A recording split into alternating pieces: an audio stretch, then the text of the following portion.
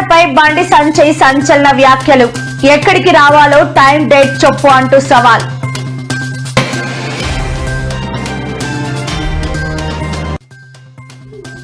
నేడు రక్షాబంధన్ సందర్భంగా పోలీస్ సిబ్బందికి రాఖీ కట్టిన హోంమంత్రి అనిత.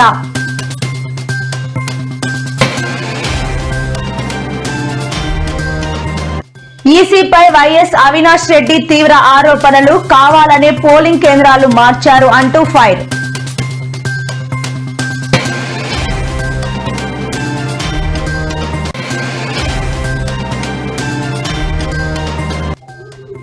తెలంగాణకి బార్ వర్ష సూచన. ప్రజలు అప్రమత్తంగా ఉండాలని వెల్లడించిన ఐఎండీ అధికారులు.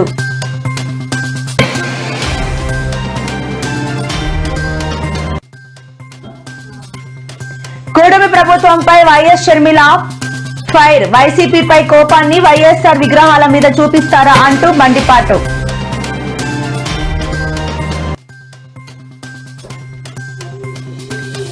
బంగ్లాదేశ్ టు హైదరాబాద్ కట్ చేస్తే వ్యభిచార ముఠా గుట్టు రట్టు చేసిన ఓ యువతి.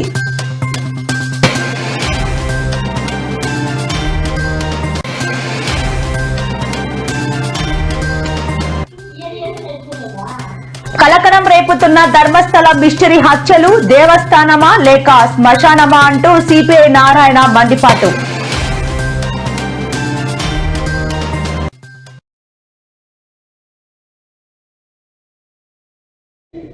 తెలంగాణలో విచిత్ర రాజకీయం నడుస్తోందని బీజేపీ నేత కేంద్ర మంత్రి బండి సంజయ్ ఆసక్తికర వ్యాఖ్యలు చేశారు. రాఖీ పౌర్ణమి సందర్భంగా ఇవాళ ఆయన రాష్ట్రంలో అక్క చెల్లెలకు శుభాకాంక్షలు తెలిపారు. ఇవాళ ఆయన కరీంనగర్ లో మీడియాతో మాట్లాడుతూ తెలంగాణలో విచిత్ర రాజకీయాలు నడుస్తున్నాయని, నువ్వు నాకు రక్ష నేను నీకు రక్ష అన్నట్లుగా కాంగ్రెస్ బీఆర్ఎస్ పొలిటికల్ దోస్తీ కొనసాగుతోందని ఆరోపించారు. వీళ్ల అవినీతికి వాళ్లు పరస్పరం సహకారం చేసుకుంటూ రాష్ట్రాన్ని నట్టేట ముంచుతున్నారని ఫైర్ అయ్యారు. ఫోన్ ట్యాపింగ్ కేసులో సిట్లు, ఎంక్వైరీలు తప్ప కేసులో ఇప్పటి వరకు ఏ ఒక్క రాజకీయ నాయకుడిని అరెస్ట్ చేయలేదని అన్నారు.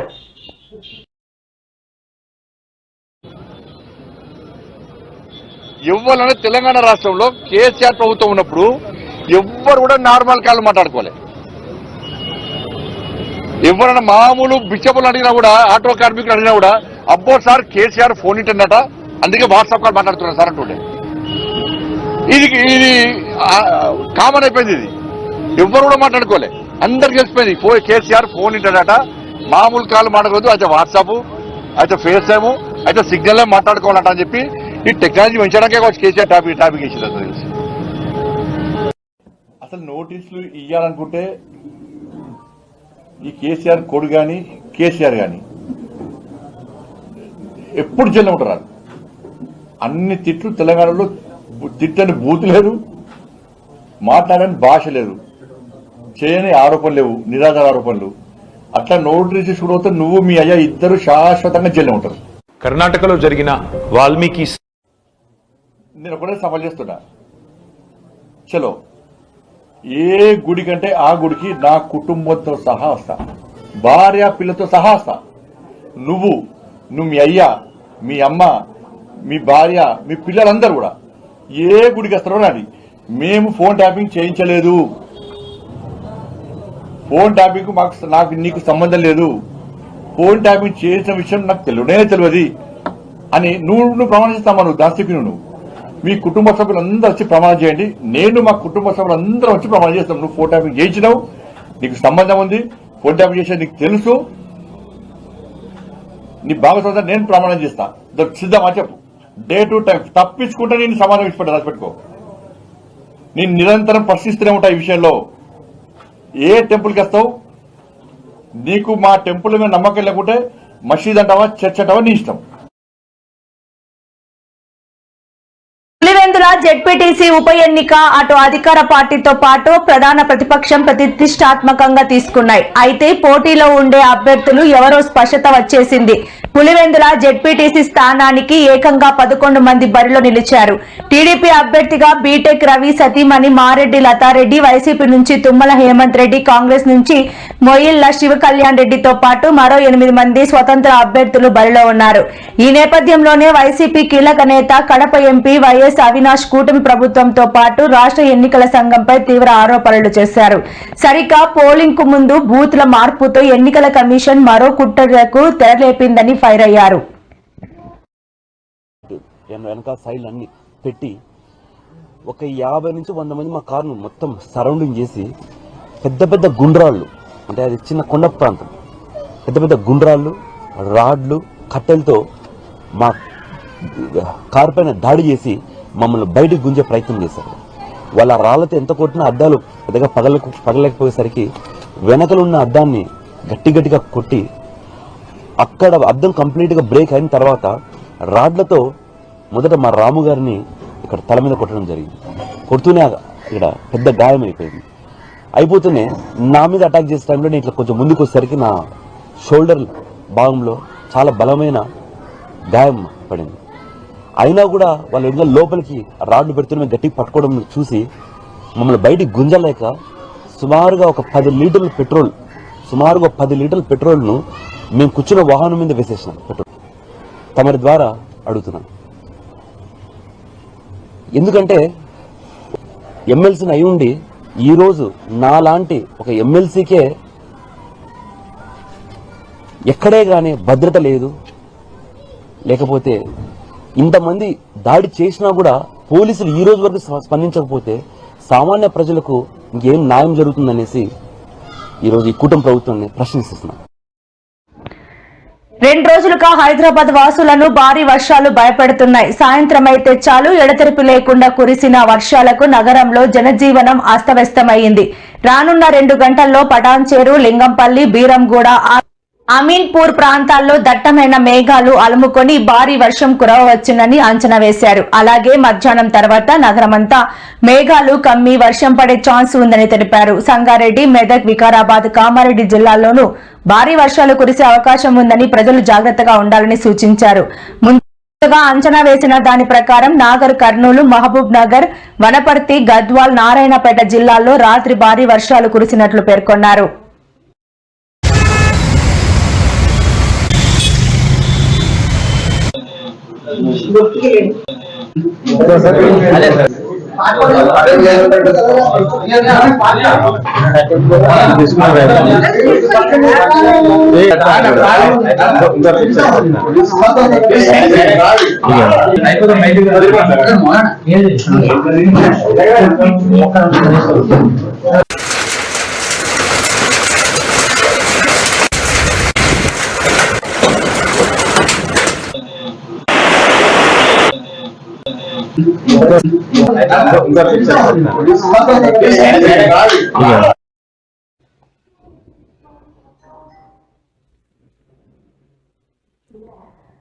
కూటమి ప్రభుత్వానికి వైసీపీపై కోపాన్ని వైఎస్ఆర్ విగ్రహాల మీద చూపిస్తారా? అసలు వైసీపీకి వైఎస్ఆర్ కి ఏం సంబంధం అంటూ ఏపీసీసీ చీఫ్ వైఎస్ షర్మిల ధ్వజమెత్తారు. మహానేత పేరు పెట్టినంత మాత్రాన వైఎస్ఆర్ ఏమైనా వారి సొత్తా లేక పెంటెంట్ రైటా అంటూ ప్రశ్నించారు. ఈ మేరకు ఆమె ఒక ప్రకటన విడుదల చేశారు.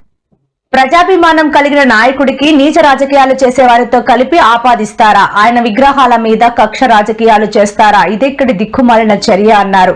నందిగామ గాంధీ సెంటర్లో మహానేత వైఎస్ఆర్ విగ్రహాన్ని తొలగించడం దుర్మార్గం. ఈ చర్యను ఆంధ్రప్రదేశ్ కాంగ్రెస్ పార్టీ పక్షాన తీవ్రంగా ఖండిస్తున్నానని ఆమె పేర్కొన్నారు.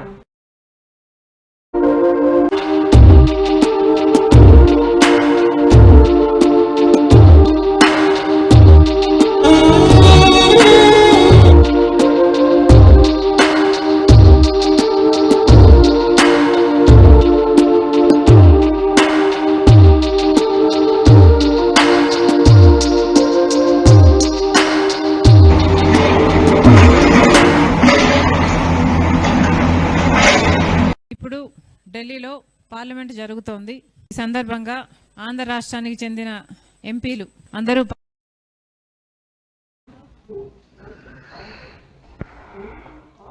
గిరిజనుల జీవితాల్లో వెలుగులు నింపాలని కూటమి ప్రభుత్వం ఆ లక్ష్యంతోనే పనిచేస్తున్నదని AP deputy CM Pawan Kalyan తెలిపారు. నేడు అంతర్జాతీయ ఆదివాసీ దినోత్సవం సందర్భంగా ప్రకృతి ఒడిలో జీవిస్తూ నిరంతరం పర్యావరణాన్ని పరిరక్షిస్తున్న ఆదివాసీ సోదర సోదరీమణులకు ఆదివాసీ దినోత్సవ శుభాకాంక్షలు తెలిపారు. ఆడబిడ్డలకు సకల సౌకర్యాలను అందించాలని ఆ లక్ష్యం దిశగా అడవి తల్లి బాట అడుగులు వేస్తోందని తెలిపారు. అదేవిధంగా రాఖీ పౌర్ణమి సందర్భంగా రాష్ట్రంలోని ఆడపడుచులందరికీ రక్షాబంధన్ శుభాకాంక్షలు తెలిపారు. నా సోదరి మనులందరికీ రక్షాబంధన్ సందర్భంగా మాటిస్తున్నాను అని పవన్ కళ్యాణ్ తెలిపారు.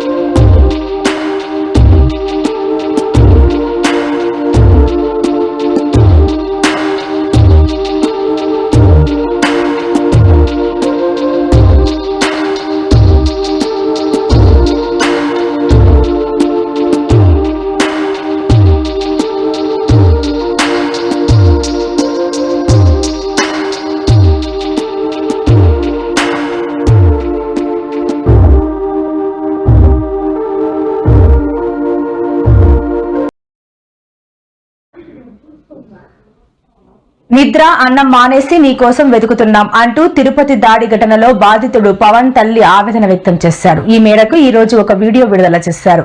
పవన్ ను ప్లాస్టిక్ కర్రలతో చితకబాదిన దృశ్యాలు సోషల్ మీడియాలో వైరల్ అయ్యాయి. ఆ వీడియోలను తల్లి సునీతకు కూడా గుర్తు తెలియని వ్యక్తులు పంపారు. పవన్ తల్లిదండ్రుల ఫిర్యాదుతో పోలీసులు కేసు నమోదు చేశారు. భూమన కరుణాకర్ రెడ్డి అనుచరులు అనిల్ రెడ్డి, జగదీష్ ను పోలీసులు అదుపులోకి తీసుకున్నారు. అయితే వీడియోలు బయటకు వచ్చి 24 గంటలు గడిచిన పవన్ ఆచూకీ తెలియలేదు. దీంతో పవన్ తిరిగి రావాలంటూ తల్లి సునీత వీడియో విడుదల చేశారు.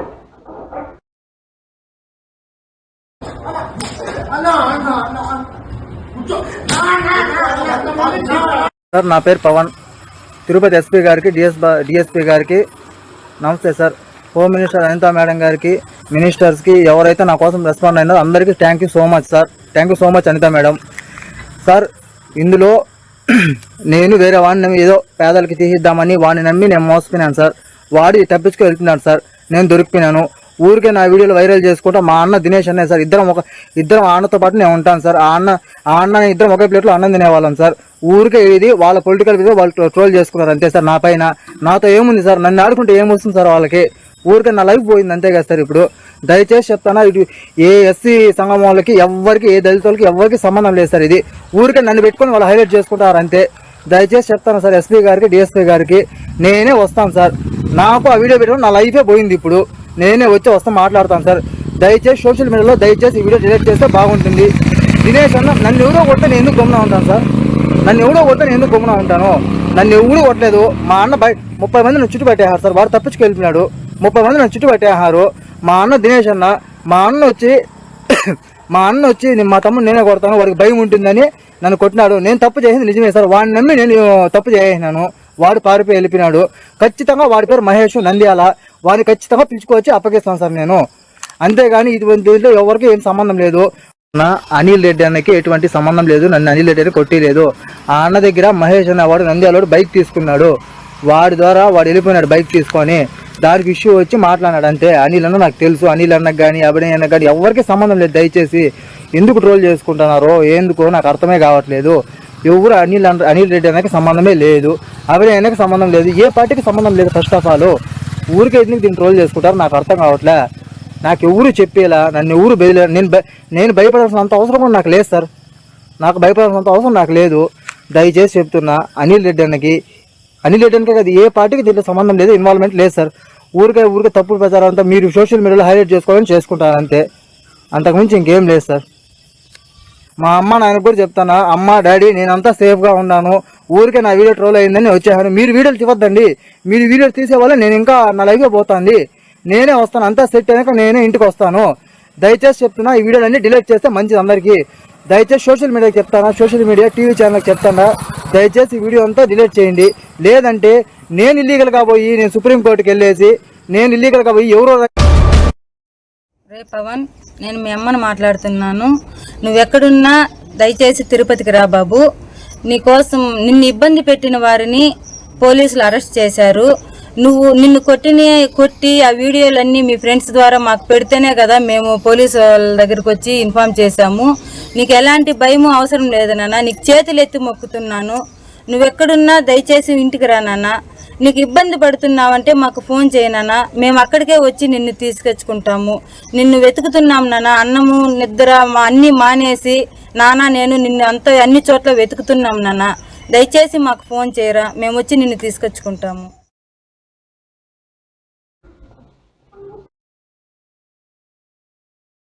హైదరాబాద్ మహానగరంలో సెక్స్ ర్యాకెట్ గుట్టురట్టయింది.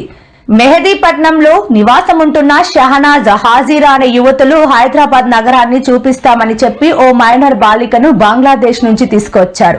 ఆ మహిళ హైదరాబాద్ వచ్చిన అనంతరం ఓ హోటల్ గదిలో బంధించి బలవంతంగా వ్యభిచారం చేయించారు. అయితే వారి నుంచి చాకచక్యంగా తప్పించుకున్న బాలిక బండ్లగూడ పోలీసులకు సమాచారం అందించింది. దీంతో రంగంలోకి దిగిన పోలీసులు 6 ముఠా సభ్యులను అరెస్ట్ చేశారు.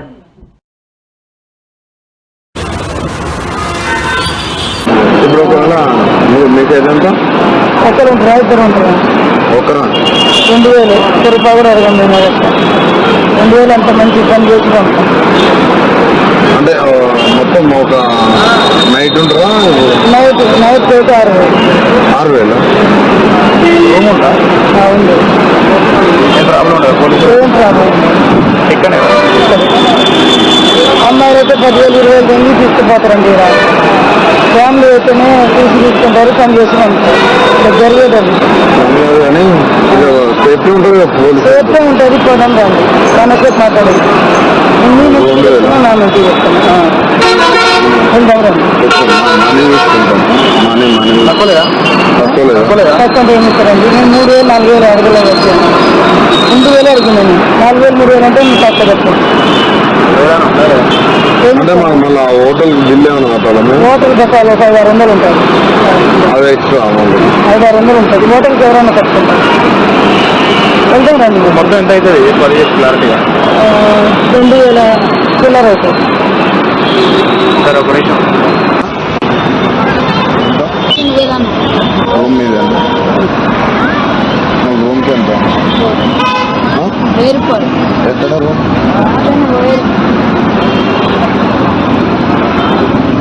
పోలీసు రేట్లు ఉండదా? పోలీసు రేట్లు ఉండరు.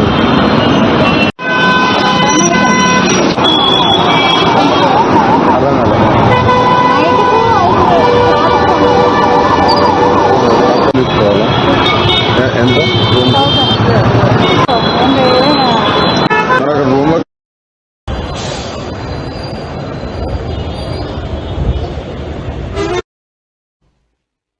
ప్రముఖ పుణ్యక్షేత్రం ధర్మస్థలలో మిస్టరీ హత్యలు కలకలం రేపుతున్నాయి.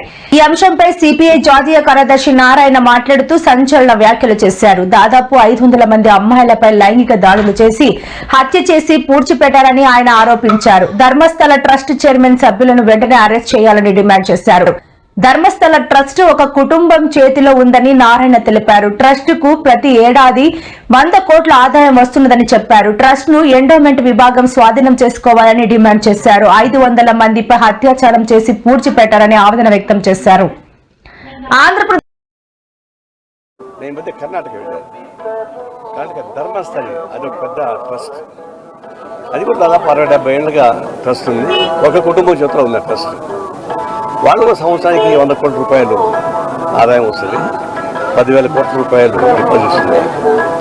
అలాంటి ట్రస్ట్, ఆ ట్రస్టీకి చైర్మన్ ఉన్న అతన్ని బీజేపీ వాళ్ళు ఎంపీగా కూడా నామినేట్ చేయించారు రాజ్యసభలో. కానీ ఆ ట్రస్ట్లో 1980 నుంచి ఇప్పుడు దాకా చేస్తే 500 మంది అమ్మాయిల్ని రేప్ చేసి చంపేశారు. ఆడే పూర్తి చేశారు. ఒక స్కావెంజర్ బయట పెట్టాడు. అంతా కలిసి ఆందోళన చేస్తే అది కాంగ్రెస్ గవర్నమెంట్ కాబట్టి సిట్ వేసింది. అది బీజేపీ గవర్నమెంట్ చేసేది కాదు. సిట్ వేస్తే వాళ్ళు అన్ని రకాలు బయటపడ్డాయి. ఆడ పోయి తవ్వుతుంటే గుడి లోపల, కాంపౌండ్ లోపల ఎముకలు మొత్తం మరి పుర్రెలు ఎముకలు బయటపడుతున్నాయి. అదే శ్మశాన వాటికా లేకపోతే పవిత్ర దేవస్థానమా? పవిత్ర దేవస్థానంలో పుర్రెలు ఎముకలు బయటపడుతుంటే మొత్తం తీస్తే దాదాపు 500 మంది రేపు చేయబడ్డారు, చంపబడ్డారు, చేశారు. 1980లో ఒక సిపిఎం మొత్తం లోకల్ బోర్డు పోటీ చేశారు. ట్రస్ట్ బోర్డు సంబంధం లేకుండా లోకల్ బోర్డు పోటీ చేయడానికి వీల్లేదు. ఆ సిపిఎం మాత్రం నేను పోటీ చేయడానికి వీల్లేదు అన్నారు. అంటే అతను ఒప్పుకోలేదు, నేను పోటీ చేస్తాను. 5వ రోజు వాళ్ళ కూతురు 17 ఏళ్ల వయసు కూతురు రేపు చేసి చంపేశారు. అప్పుడు వరుస పెట్టి చూస్తుంటే ఆ ట్రస్ట్లో ఉన్నటువంటి అనేక దుర్మార్గులు ట్రస్ట్ బోర్డు పేరు చెప్పారు. ఆ పెద్ద ఆయన మనవాళ్ళు, తమ్ముడు, కొడుకులు.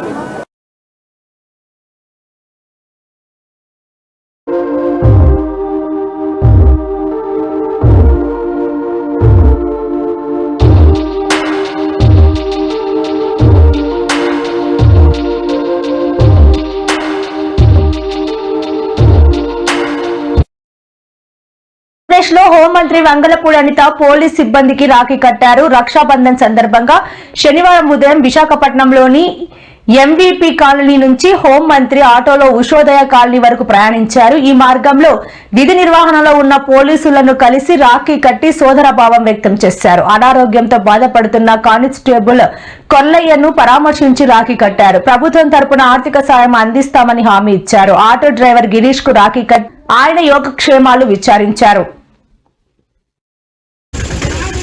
ఓకేనా, దానికి బాగా కష్టపడి చదవాలి. నాన్నకి బాగాలేదేమో అలాంటివన్నీ మనసులో పెట్టుకోవాలి. ఓకే, నాన్న హెల్త్ కేర్ నాన్న చూసుకుంటారు, అమ్మ చూసుకుంటారు, ఆయన భగవంతుడు ఉన్నాడు. మీ ఫ్యూచర్కి మీరు పచ్చిగా చదువుకోవాలి. ఓకేనా,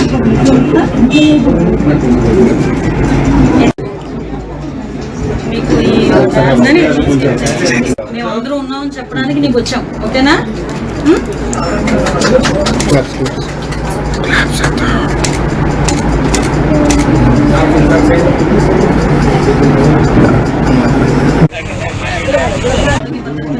ఈరోజు అన్న చెల్లెలకి, అక్క తమ్ములకి, అదేవిధంగా ఈరోజు మహిళలందరికీ కూడా ఎంతో అంటే చాలా ఎమోషనల్తో కూడిన ఈ రాఖీ పౌర్ణమి. అందరూ కూడా వాళ్ళ అన్నయ్యల దగ్గరికి, తమ్ముళ్ళ దగ్గరికి వెళ్ళి మరీ రాఖీలు కట్టించుకొని వాళ్ళ తాలూకు ఆదరాభిమానాలు పొందడానికి, అదేవిధంగా వాళ్ళ ఆశీర్వాదాలు పొందడానికి మహిళలందరూ కూడా ముందుకు వచ్చే ఒక మంచి పర్వదినం ఈరోజు ఈ కార్యక్రమాన్ని ప్రత్యేకంగా ఈరోజు సెంట్రల్ జైల్లోనూ కొంతమంది ప్రిజనర్స్ తోని ఈరోజు అది నేను చేసుకోవాలి, అట్ ద సేమ్ టైం వాళ్ళకు ఒక పరివర్తన రావాలనే ఉద్దేశంతో ఇక్కడికి రావడం జరిగింది. ప్రత్యేకంగా ఇక్కడికి నేను వచ్చిన తర్వాత అరౌండ్ ఒక 30 మెంబర్స్ ఎన్డీపీఎస్ కేసులో ఎవరైతే రిమాండ్ లో ఉన్నారో వాళ్ళని, కొంతమంది కన్విక్షన్ వచ్చిన వాళ్ళతోనే నేను ఈరోజు మాట్లాడడం జరిగింది. నిజంగా వాళ్ళు ఒక్కొక్క సంఘటన చూస్తే హృదయదారకంగా ఉంది. వాళ్ళ కళ్ళల్లో ఆ బాధ, వాళ్ళ ఫ్యామిలీని మిస్ అయ్యామన్న ఆ బాధ అయితే చాలా క్లియర్ గా కనిపించింది. ఎస్పెషల్లీ వాళ్ళకి ఆ విలువ తెలియాలి అనే ఉద్దేశంతోనే నేను ఇక్కడికి రావడం జరిగింది. ఈ రోజు కనుక వాళ్ళ ఇంట్లోనే ఉండుంటే వాళ్ళ అక్క, ఒక చెల్లో వచ్చి రాఖీ కట్టి ఒక సంబరంగా చేసుకునే ఈ పండుగ ఈ రోజు వాళ్ళు ఎవరూ లేక అనాథల్లాగా చేసిన పొరపాటుకి ప్రాయశ్చిత్తంగా ఈరోజు జైల్లో మగ్గిపోవాల్సిన అవసరం వచ్చింది.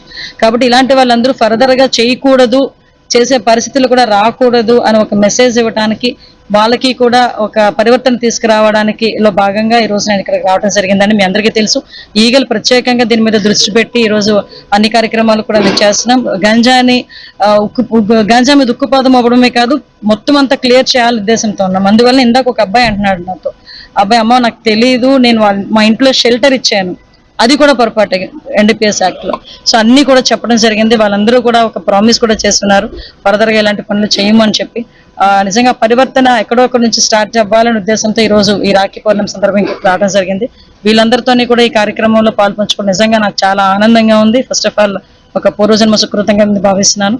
ఈ అవకాశం ఇచ్చిన గౌరవ ముఖ్యమంత్రి చంద్రబాబు నాయుడు గారికి, లోకేష్ గారికి, పవన్ కళ్యాణ్ గారికి, మోడీ గారికి అందరికీ కూడా ప్రత్యేకంగా ధన్యవాదాలు తెలియజేసుకుంటున్నా. ఈ కార్యక్రమాన్ని సహకరించిన రవికిరణ్ గారు, సుబ్రహ్మణ్యం. భారత రాజ్యాంగం అందించిన ఒక వ్యక్తికి ఒకే ఓటు హక్కుపై ఎవరైనా దాడి చేస్తే దానికి సంబంధించి ఎన్నికల కమిషన్ ఈసీపై కూడా దాడి చేస్తామని కాంగ్రెస్ అగ్రనేత లోక్సభ ప్రతిపక్ష నాయకుడు రాహుల్ గాంధీ కఠిన హెచ్చరికలు జారీ చేశారు. బెంగళూరులోని ఫ్రీడమ్ పార్క్ లో జరిగిన నిరసన సమావేశంలో ఆయన ఈ విషయాలను ఉల్లేఖించారు. ఈ సందర్భంగా రాహుల్ మాట్లాడుతూ ఇది కేవలం తన గొంతు కాదని యావత్ హిందుస్థాన్ గొంతుక అని స్పష్టం చేశారు. Kirat Singh Dang appears once, twice, 3 times, 4 times in 4 different polling booths in the constituency. he is the same name, the same address, the same person, 4 different polling booths. And this is not just one person, this is thousands of people in one assembly.